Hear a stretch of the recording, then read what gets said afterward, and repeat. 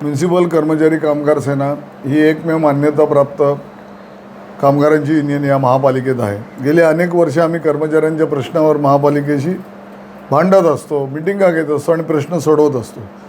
तर अशाच कर्मचाऱ्यांच्या प्रलंबित प्रश्नासाठी 14/1/2024 ते 20/7/2025 या कालावधीमध्ये 28 पत्र आणि आम्ही सन्माननीय आयुक्तांना ई ऑफिस प्रणालीद्वारे दिली, परंतु त्याबाबत आम्हाला कोणत्याही प्रकारचं काही उत्तर येत नाही। म्हणून आज आम्ही आयुक्त कार्यालयात गेलो।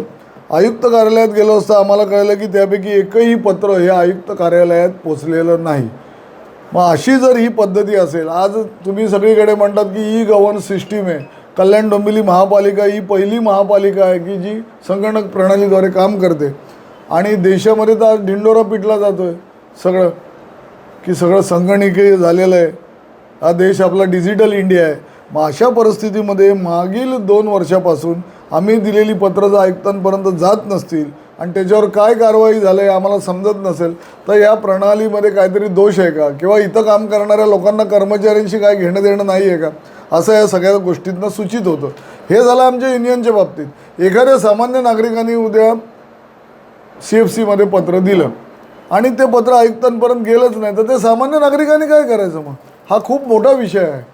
म्हणून याबाबत तुमच्या माध्यमातून आमची आयुक्तांना विनंती आहे की कोणतंही पत्र CFCमधनं आलेलं असेल माननीय आयुक्तांना, त्याच्यावर काय कारवाई केली याच्याबाबत उत्तर हे अपेक्षित आहे।